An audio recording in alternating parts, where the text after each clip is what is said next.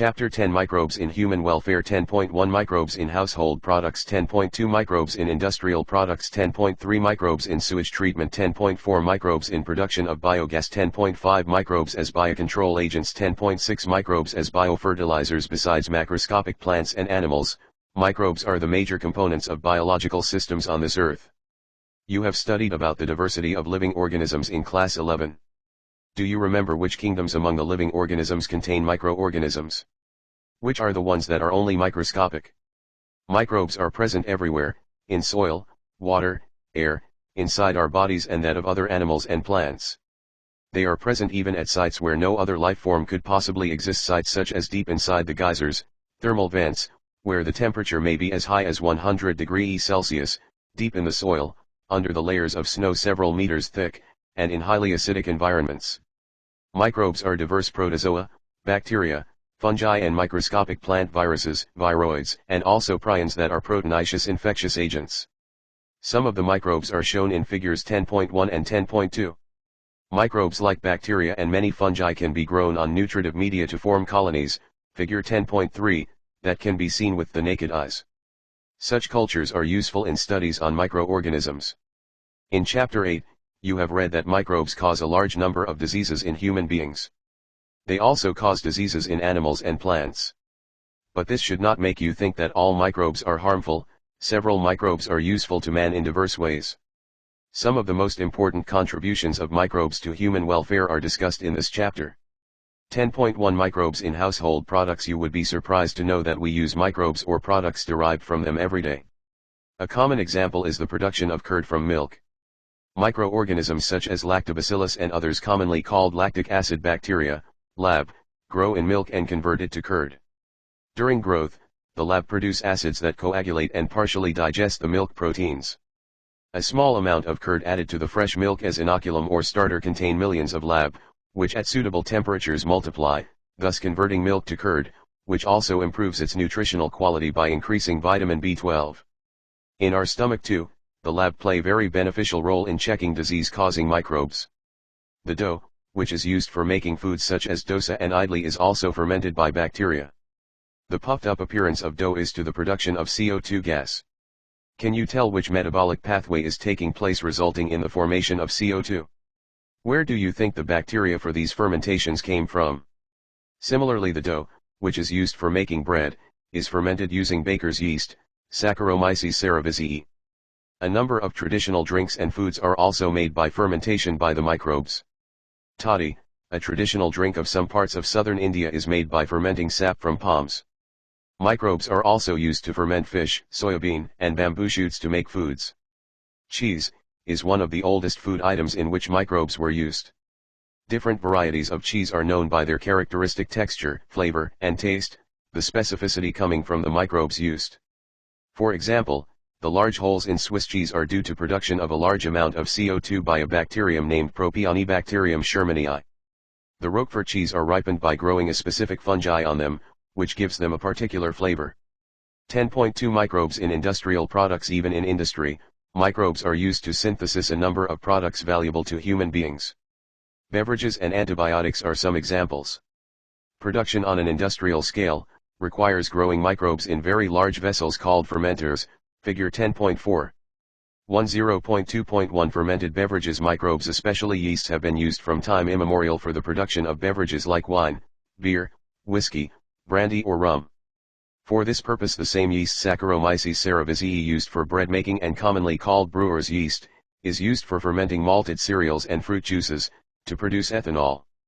Do you recollect the metabolic reactions, which result in the production of ethanol by yeast?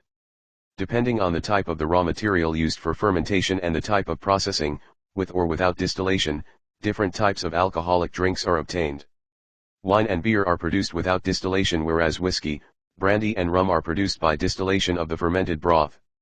The photograph of a fermentation plant is shown in figure 10.5. 10.2.2 Antibiotics. Antibiotics produced by microbes are regarded as one of the most significant discoveries of the 20th century and have greatly contributed towards the welfare of the human society. Anti is a Greek word that means against, and bio means life. Together they mean against life, in the context of disease-causing organisms, whereas with reference to human beings, they are pro-life and not against. Antibiotics are chemical substances, which are produced by some microbes and can kill or retard the growth of other, disease-causing, microbes. You are familiar with the commonly used antibiotic penicillin. Do you know that penicillin was the first antibiotic to be discovered, and it was a chance discovery? Alexander Fleming, while working on Staphylococci bacteria, once observed a mold growing in one of his unwashed culture plates around which Staphylococci could not grow. He found out that it was due to a chemical produced by the mold, and he named it penicillin after the mold Penicillium notatum. However, its full potential as an effective antibiotic was established much later by Ernest Chain and Howard Florey. This antibiotic was extensively used to treat American soldiers wounded in World War II. Fleming, Chain, and Florey were awarded the Nobel Prize in 1945, for this discovery. After penicillin, other antibiotics were also purified from other microbes. Can you name some other antibiotics and find out their sources? Antibiotics have greatly improved our capacity to treat deadly diseases such as plague, whooping cough, coliconci, diphtheria, galgotua, and leprosy, Kusht-Raj, which used to kill millions all over the globe. Today, we cannot imagine a world without antibiotics. 10.2.3 Chemicals, enzymes, and other bioactive molecules. Microbes are also used for commercial and industrial production of certain chemicals like organic acids, alcohols, and enzymes. Examples of acid producers are Aspergillus niger, a fungus, of citric acid, Acetobacter aceti, a bacterium, of acetic acid, Clostridium butylicum, a bacterium, of butyric acid, and Lactobacillus, a bacterium, of lactic acid. Yeast, Saccharomyces cerevisiae, is used for commercial production of ethanol. Microbes are also used for production of enzymes. Lipases are used in detergent formulations and are helpful in removing oily stains from the laundry. You must have noticed that bottled fruit juices bought from the market are clearer as compared to those made at home. This is because the bottled juices are clarified by the use of pectinases and proteases. Streptokinase, produced by the bacterium Streptococcus and modified by genetic engineering, is used as a clot buster for removing clots from the blood vessels of patients who have undergone myocardial infarction leading to heart attack.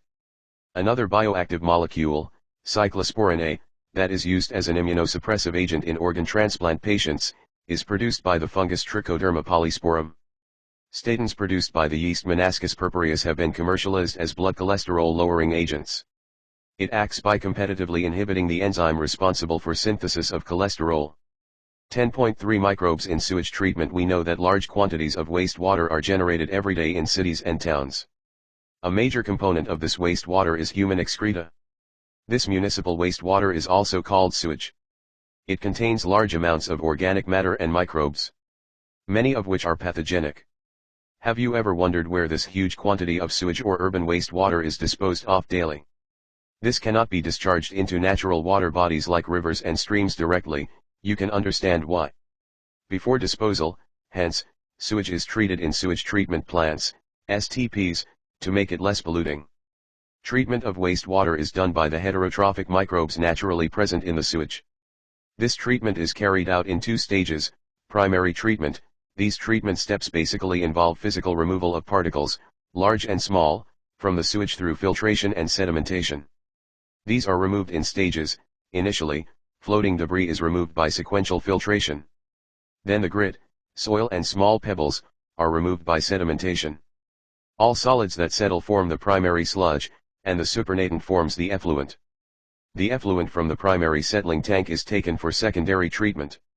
Secondary treatment or biological treatment. The primary effluent is passed into large aeration tanks, figure 10.6, where it is constantly agitated mechanically and air is pumped into it.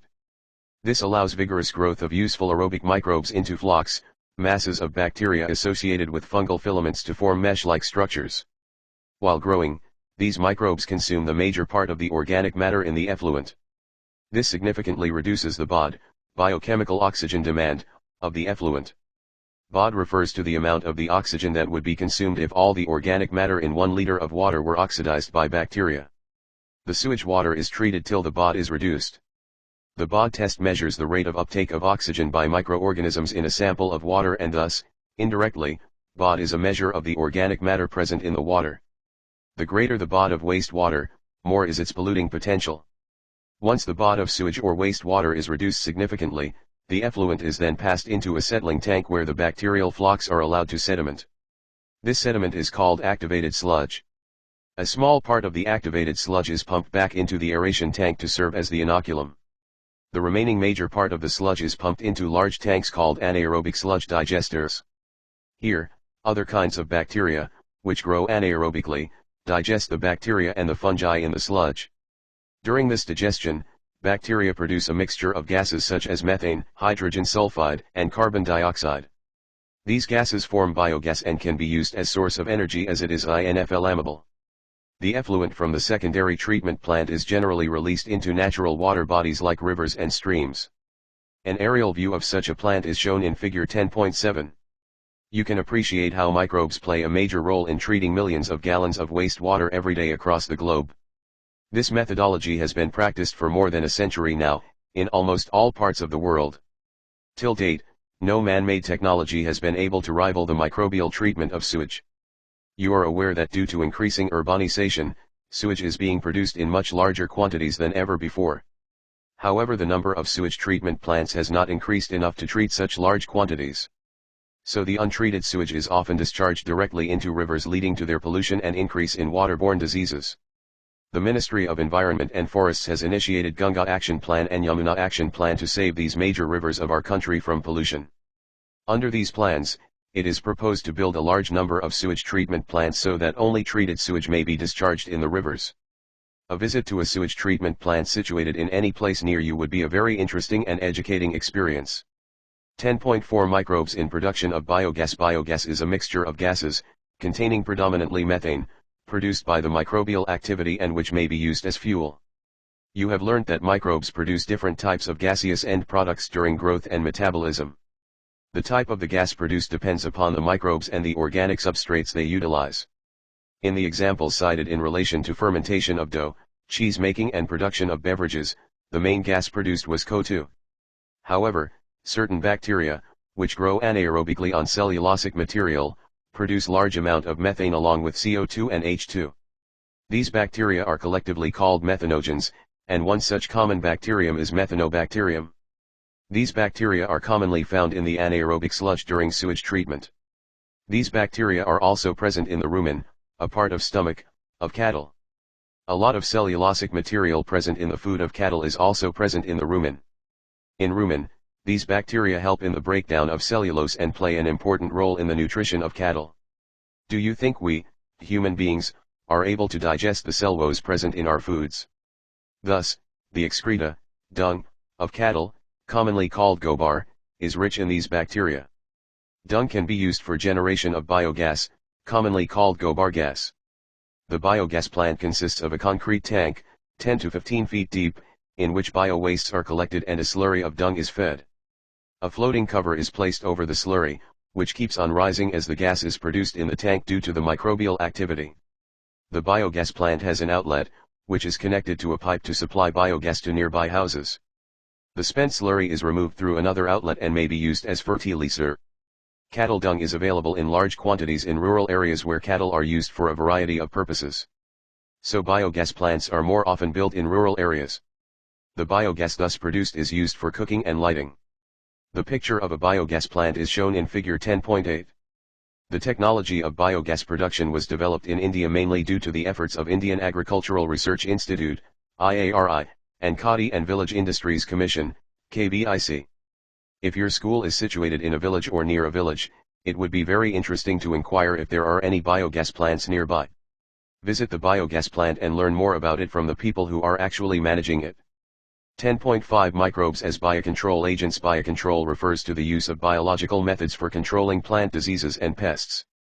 In modern society, these problems have been tackled increasingly by the use of chemicals, by use of insecticides and pesticides. These chemicals are toxic and extremely harmful, to human beings and animals alike, and have been polluting our environment, soil, groundwater, fruits, vegetables, and crop plants. Our soil is also polluted through our use of weedicides to remove weeds. Biological control of pests and diseases. In agriculture, there is a method of controlling pests that relies on natural predation rather than introduced chemicals. A key belief of the organic farmer is that biodiversity furthers health. The more variety a landscape has, the more sustainable it is. The organic farmer, therefore, works to create a system where the insects that are sometimes called pests are not eradicated, but instead are kept at manageable levels by a complex system of checks and balances within a living and vibrant ecosystem. Contrary to the conventional farming practices which often use chemical methods to kill both useful and harmful life forms indiscriminately, this is a holistic approach that seeks to develop an understanding of the webs of interaction between the myriad of organisms that constitute the field fauna and flora. The organic farmer holds the view that the eradication of the creatures that are often described as pests is not only possible, but also undesirable, for without them the beneficial predatory and parasitic insects which depend upon them as food or hosts would not be able to survive. Thus, the use of biocontrol measures will greatly reduce our dependence on toxic chemicals and pesticides. An important part of the biological farming approach is to become familiar with the various life forms that inhabit the field, predators as well as pests, and also their life cycles, patterns of feeding and the habitats that they prefer. This will help develop appropriate means of biocontrol. The very familiar beetle with red and black markings, the ladybird, and dragonflies are useful to get rid of aphids and mosquitoes, respectively. An example of microbial biocontrol agents that can be introduced in order to control butterfly caterpillars is the bacteria Bacillus thuringiensis, often written as Bt.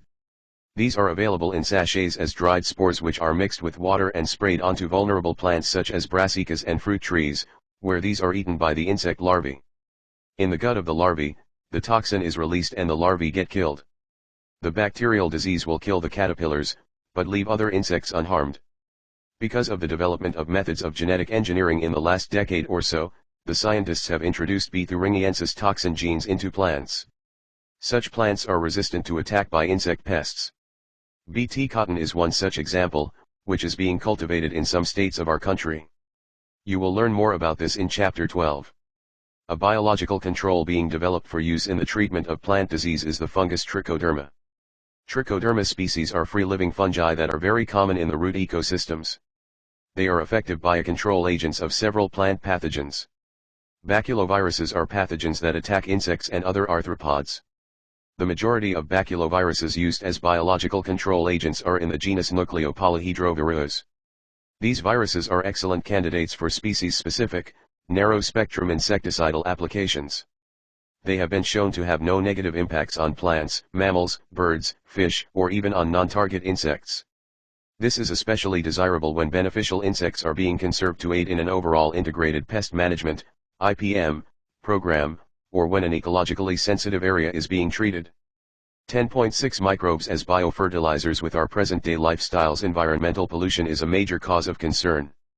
The use of the chemical fertilizers to meet the ever-increasing demand of agricultural produce has contributed significantly to this pollution.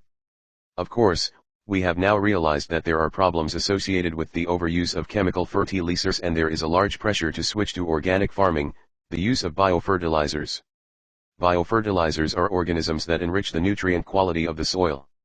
The main sources of biofertilizers are bacteria, fungi, and cyanobacteria. You have studied about the nodules on the roots of leguminous plants formed by the symbiotic association of rhizobium. These bacteria fix atmospheric nitrogen into organic forms, which is used by the plant as nutrient. Other bacteria can fix atmospheric nitrogen while free-living in the soil, examples Azospirillum and Azotobacter, thus enriching the nitrogen content of the soil.